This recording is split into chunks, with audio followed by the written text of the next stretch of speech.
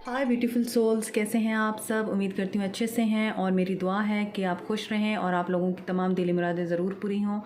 Thank you so much for your love, support, kindness and beautiful comments. ऐसे ही मुझे प्यार show कराते रहिए, अपना मेरा दिल बढ़ाते रहिए, मेरी करेज को इनकरेज करते रहिए। और जो लोग मेरे चैनल पे नए हैं, प्लीज़ मेरे चैनल को सब्सक्राइब करें, लाइक करें, शेयर करें and I welcome all of you to my channel. तो आज की रीडिंग में देखेंगे हम कि आपके पर्सन की क्या एनर्जीज़ हैं, क्या फीलिंग्स हैं, क्या एक्शन होगा, थर्ड पार्टी के साथ क्या मामला होगा। आपको पता है कि काफ़ी दिनों से हैवी एनर्जी आ रही है 8 पोर्टल के बाद से ही, और कर्मा के साथ बहुत सारे लोग डील कर रहे हैं, बहुत सारे लोगों की क्लेंजिंग हो रही है। तो आज देखते हैं कि किस एनर्जी में है आपके पर्सन। और रीडिंग शुरू करने से पहले मैं आपको बता दूं, ये एक जनरल रीडिंग है, पॉजिटिव रहा करें, हर किसी के साथ रेजोनेट नहीं करती है। और जो मैसेजेस आपके साथ रेजोनेट करते हैं आप सिर्फ उन्हीं को रखा कीजिए और बाकी को लेट को कर दीजिए।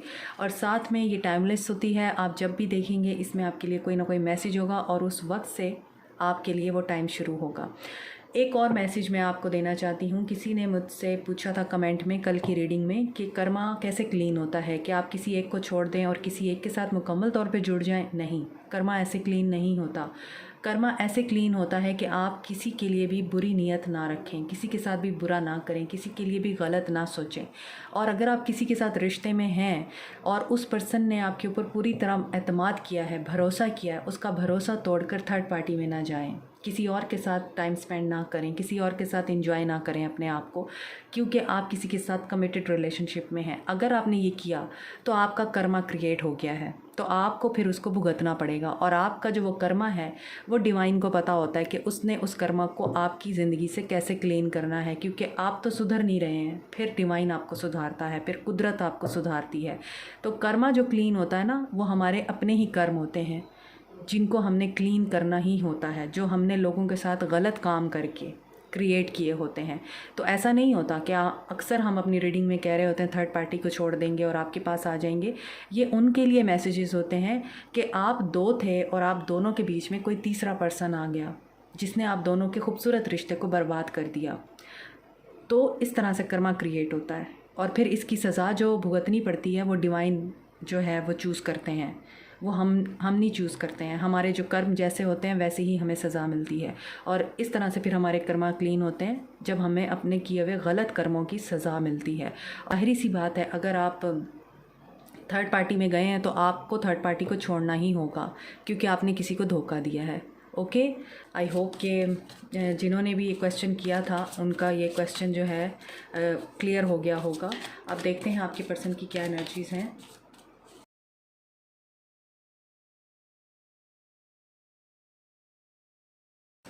यहाँ पे number 12, number 23, number 46, number 32 and number 48 important हो सकता है आपके लिए। यहाँ पर आपके पर्सन की एनर्जीज़ में आज भी कर्मा नज़र आ रहा है, टेम्पल पाथ है यहाँ। आप अगर ये पूछना चाहते हैं कि आपकी पर्सन्स की क्या एनर्जीज़ हैं, तो आपको मैं बता दूं आपके पर्सन राइट ट्रैक पर आ रहे हैं, लेकिन कार्मिक पाथ पर हैं इस वक्त और उनको असिस्टेंस मिल रही है, उनकी स्पिरिचुअल एवोल्यूशन हो रही है, स्पिरिचुअल ग्रोथ हो रही है, mental, spiritual and physical growth हो रही है आपके पर्सन की। उनकी लाइफ में बैलेंस नहीं है, उन्होंने सिचुएशन को कंट्रोल करने की कोशिश की है, लेकिन उन्हें ये चीज़ रियलाइज़ हो गई है कि कोई भी चीज़ वो कंट्रोल नहीं कर सकते। चीज़ों का कंट्रोल उनके हाथ में नहीं है बल्कि डिवाइन के हाथ में है। इसी वजह से यहाँ पे एंजल ऑफ बैलेंस है और temple path and door to spirit है। और ये चीज़ डिवाइन उनको बता रहे हैं कि तुम्हारे हाथ में कुछ भी नहीं है, तुम जितना मर्ज़ी कोशिश कर लो तुम बंदे ही रहोगे। There will be a lack of satisfaction, there will be a lack of happiness in your life जब तक तुम सुधरोगे नहीं। तो डिवाइन उनको बड़े अच्छे तरीके से अब समझा रहे हैं कि देखो जो कुछ तुमने किया है, तुम्हें स्पिरिचुअल पाथ पर आने की ज़रूरत है। अगर तुम ये नहीं करोगे, तुम अपनी स्पिरिचुअल ग्रोथ की तरफ ध्यान नहीं दोगे, इमोशनली अपने आप को तुम मैच्योर नहीं करोगे। यहाँ पे थिंकिंग मैन है, अंडरस्टैंडिंग और न्यू टेक्निक वो सीख रहे हैं। उनकी लाइफ में कोई ऐसा पर्सन भेजा गया है या भेज दिया जाएगा डिवाइन की तरफ से जो उनको गाइड करेगा, उनको असिस्टेंस देगा, उनकी मेंटल स्पिरिचुअल ग्रोथ के लिए कोशिश करेगा, उनको समझाएगा कि कहाँ पे तुम गलत हो। तो डिवाइन की तरफ से आपके पर्सन को बड़े अच्छे खासे लेसन्स मिल रहे हैं यहाँ। तो आप लोगों को पॉजिटिव रहना है क्योंकि आप लोग सही ट्रैक पर हैं। तो आप लोगों को अपने लिए परेशान नहीं होना, अगर आप अपने पर्सन के लिए परेशान हैं तो आप उनके लिए भी परेशान मत हो, क्योंकि वो डिवाइन के हाथ में है इस वक्त, और जो कुछ भी हो रहा है डिवाइन की मर्ज़ी से हो रहा है। इसी वजह से आपके पर्सन अब अपने आप को तो बहुत ज़्यादा स्टेबल करने की कोशिश कर रहे हैं, बट बैलेंस नहीं आ रहा उनकी ज़िंदगी में, और मुसलसल ही वो एक स्टक एनर्जी में है, मुसलसल ओवर थिंकिंग कर रहे हैं और उनसे कुछ भी संभल नहीं रहा है। मज़ीद हम देखते हैं कि मज़ीद उनकी एनर्जीज़ में क्या निकल कर आता है।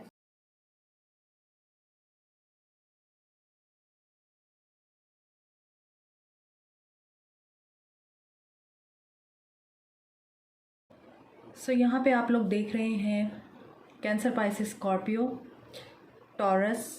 स्कॉर्पियो एनर्जी, एरीज़ एनर्जी बहुत स्ट्रॉन्ग है। 3 मेजर आर्काना के कार्ड्स हैं, साथ में कैप्रिकॉर्न, टॉरस, वर्गो भी हैं और एक्वेरियस, लिब्रा, जेमिनी भी हैं। तो यहाँ पे देखें नज़र आ रहा है 10-10 की एनर्जी अगेन है, 10 ऑफ पेंटिकल्स है और 10 ऑफ सोर्ड्स है। तो नज़र ऐसा आता है कि आपके पर्सन की मदर के साथ नहीं बनती या मदर के साथ उनके इश्यूज़ हैं। इसके अलावा फैमिली की तरफ से भी आपके पर्सन को यहाँ पर धोखे मिल रहे हैं, डिसहार्ट हो रहे हैं, आपके पर्सन तकलीफ़ में है फैमिली की तरफ से। आपके साथ आपके पर्सन की कमिटमेंट की बात पे, शादी की बात पे लड़ाई हुई है, या आप लोग नो कांटेक्ट में हैं, मुकम्मल तौर पे ब्लॉक्ड हैं। तो यहाँ पर आपके पर्सन वापस आ रहे हैं आपकी तरफ, रिलीज़ कर रहे हैं अपने कर्मा को, जैसा कि मैं आपको बता ही रही हूँ अपनी रीडिंग्स में। शादी के बारे में, एक स्ट्रक्चर बिल्टअप करने के बारे में बहुत अच्छे तरीके से सोच रहे हैं, डीपली सोच रहे हैं। मैंने आपको बताया ना, ऑल टाइड अप, कुछ नहीं समझ आ रही, सिचुएशन को कंट्रोल करने की कोशिश कर रहे हैं, लेकिन डिवाइन उनको बता रहा है तुम कुछ नहीं क्लियर कर सकते, तुम कुछ नहीं क्लीन कर सकते, तुम कुछ नहीं कंट्रोल कर सकते जब तक मैं ना चाहूँ। तो यहाँ पर डिवाइन की इंटरवेंशन नज़र आती है, रिलीज़ हो रहा है वो सब कुछ जो कि नेगेटिव और टॉक्सिक है आपके रिश्ते में और आपके पर्सन की लाइफ में। यहाँ पर आपके पर्सन वापस आएंगे तो मैं आपको ये बता दूँ कि आप इतने हर्ट हैं अपने पर्सन से, आप ये सोच सकते हैं कि ये अब क्यों आया या अभी क्यों। इनको उस वक्त एहसास नहीं हुआ जब मैं इनको बार बार कह रही थी, या मैं इन्हें रोक रही थी, या मैं इनको समझाने की कोशिश कर रहा था।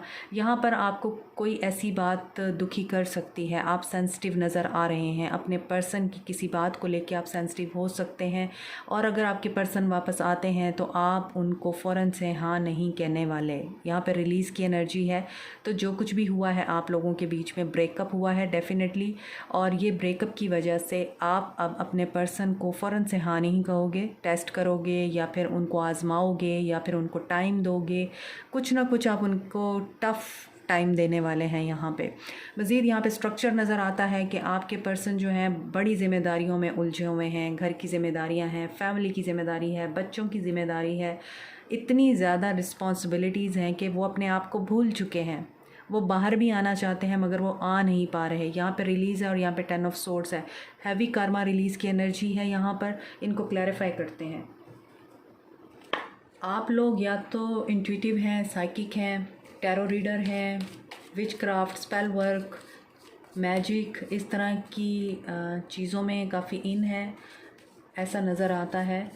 और आपके पर्सन काफ़ी रिलीजियस हैं और आपके पर्सन जो हैं वो ट्रेडिशंस के अगेंस्ट नहीं जाना चाहते किसी भी सूरत। तो अब हम देखते हैं क्वीन ऑफ कप्स यहाँ पे क्यों आया है। देखें, क्वीन ऑफ कप्स के बाद वाइस काउंसलर है और यहाँ पर क्वीन ऑफ कप्स को हायरोफेंट ने ही क्लैरिफाई किया है।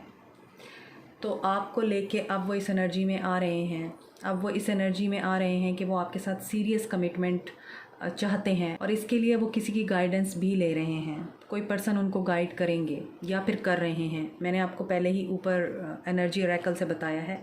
साथ में यहाँ पे 7 ऑफ वॉन्ड्स है। अगर आप, मैंने आपको ये भी बता दिया, अगर आप ब्लॉक हैं तो अनब्लॉक कर देंगे आपको और आपसे बात करेंगे।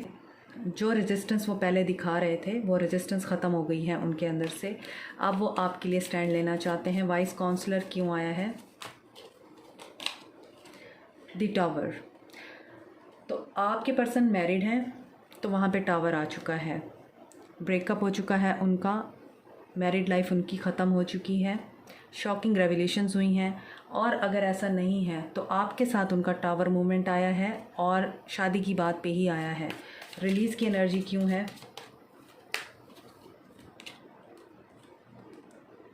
3 ऑफ सोर्ड्स। तो देखें, जो चीज़ उन्होंने आपको दी है वो वापस पलट कर उन्हीं को मिल रही है।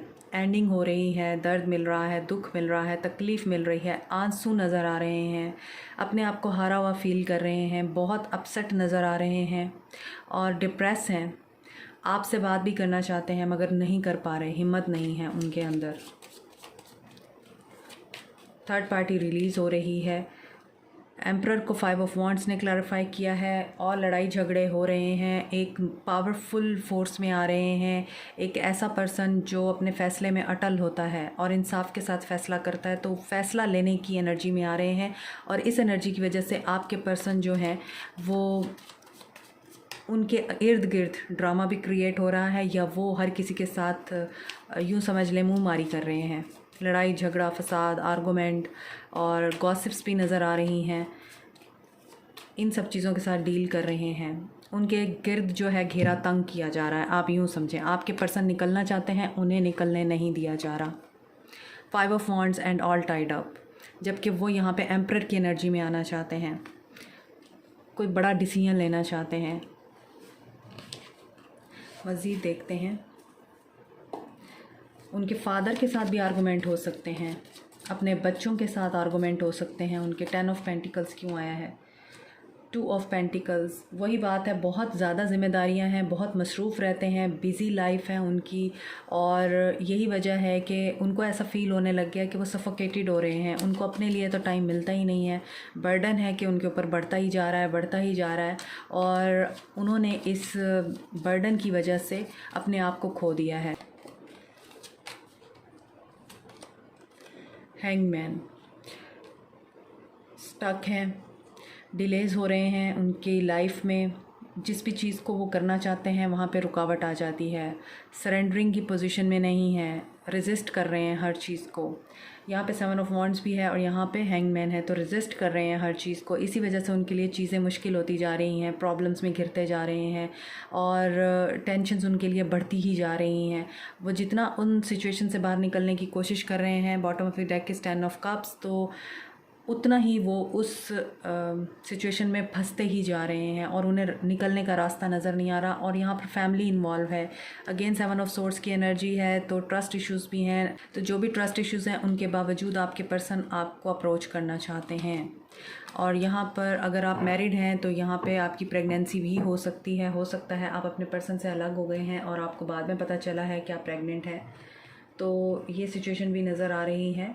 तो अब मैं देखती हूँ कि आपके पर्सन जिस भी सिचुएशन में स्टक हैं आगे क्या होगा।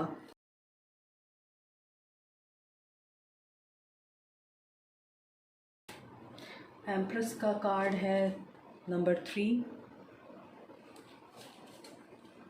तो प्रेगनेंसी तो है यहाँ पर नज़र आ रहा है कुछ लोगों को, और आपके पर्सन को ग्रोथ चाहिए। आपके पर्सन एक नई शुरुआत करना चाहते हैं, न्यू बिगनिंग चाहते हैं। और प्रॉस्पेरिटी बिगिंस का कार्ड आ गया। मैंने आपको कहा है कि वो न्यू बिगनिंग चाहते हैं। सीरियस कमिटमेंट, पैशन इग्नाइट, ये कल की रीडिंग में भी आया था, लेकिन यहाँ पर इसकी एनर्जी पॉजिटिव है। टेट्रा 1 आपको नज़र आ रहा होगा, 311, 113 एंड 111। न्यू बिगनिंग है आप लोगों के लिए। डिसकंटेंटमेंट एंड बोर्डम आपके पर्सन को फील हो रहा है। मेंटल कन्फ्लिक्ट का शिकार है। मैंने आपको बताया है सिचुएशन जहाँ भी हैं उसमें खुश नहीं हैं और रिजेक्शन का खौफ है।